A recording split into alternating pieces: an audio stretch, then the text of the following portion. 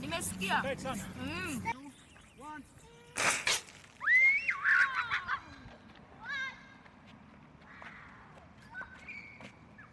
Another challenge is that I'm not into it fully because I have to do some work out there that sustains my living, pay rent, take care of my family, school fees, and everything that is.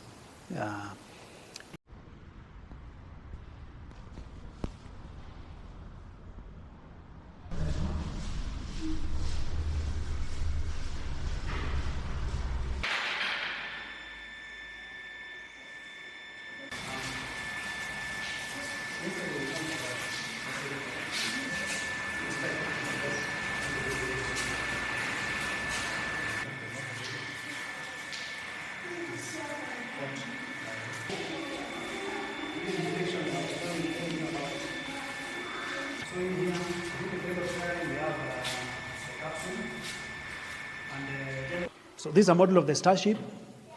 We have the engines over there, the first stage, second stage, flaps and grid fins. It's got 33 engines back there. We introduce water. This is liquid soap. We also add it to water to make the liquid a little more viscous. This is a model representing a heavy launch rocket system. We have boosters here, we have the engines over there, main stage, second stage, third stage, and the payload system. These are usually used for launching satellites, probes, and people and cargo into space. Rubber for safety reasons, even if it comes from above and it falls overhead. So once it is glued like this, then you can see the delivery pipes here.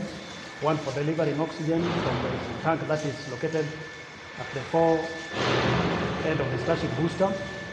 Then there's the methane tank within here. So these delivery pipes bring all the propellants, namely the oxygen and the methane, into the combustion chamber here where they are burnt and they produce thrust.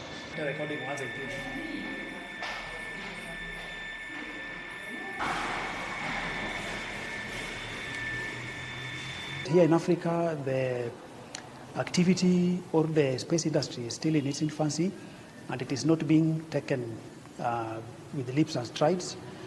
I thought it would be best if I create a park where people can come and interact with models that are exactly replica of what we actually see out there. I've met people who dream of going out there to see what rockets look like and what is being done to explore space with rockets, but those dreams are actually really far-fetched.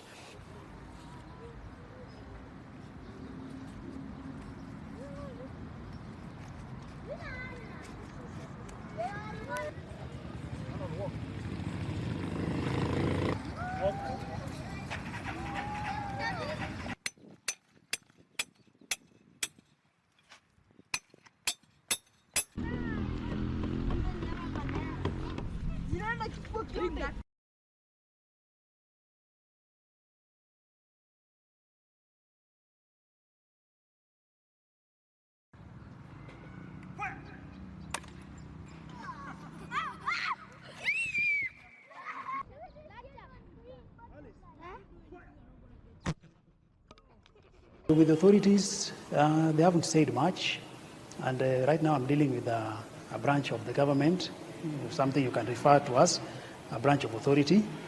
So they have seen my work so far and are impressed, and they are willing to collaborate. And I'm particularly talking about the Kenya Space Agency. Yeah, of course, I've had some, laws with the authorities, because what people perceive as rocketry here, they generalize what rockets are used for, and the majority think that rockets are used for carrying bombs and blowing up installations. So there are people who still think I'm building bombs, but the large majority now, thankfully, through my education, I've realized that I'm doing what I'm forwarding the interest of space exploration.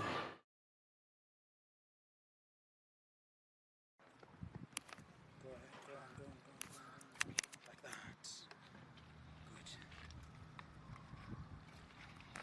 Good.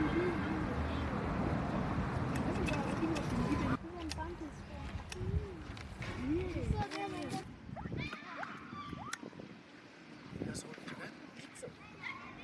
the negativity is quite low, and I'm very happy about that. There are people who think I'm crazy. There are people who think that my dreams are too far-fetched, saying that Africa cannot even afford its own food, its own medicine, its own scientific research. That is rather contrary to what I'm seeing as the current trend. But there are people who still think negative of what I'm doing. But I could say 85% of people think I'm doing a very good thing, something that can inspire people, something that they can also copy, and branch into other areas through the inspiration that I'm giving out there. But as for the major challenge, you can say that the major challenge is finances, because building these things are actually resource draining. I use like 75% of what I earn to build the rocket models here. There are no machineries that are built to make parts. So every bit of what you see here is what I've built by hand.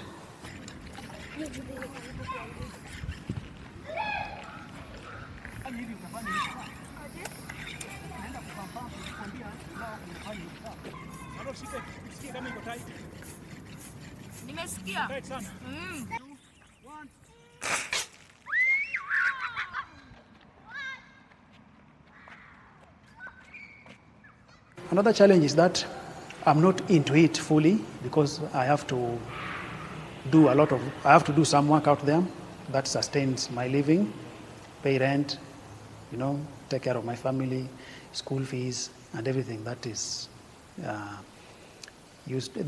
necessary for sustaining a family.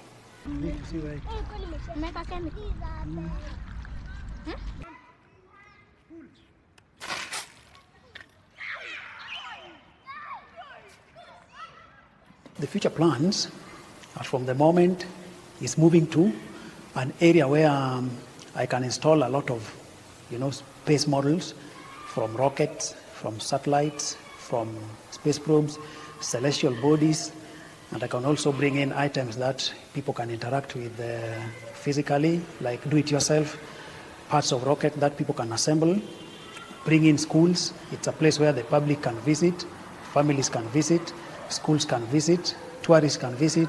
Pretty much everyone that is interested in science or just for thrill can visit and learn about space exploration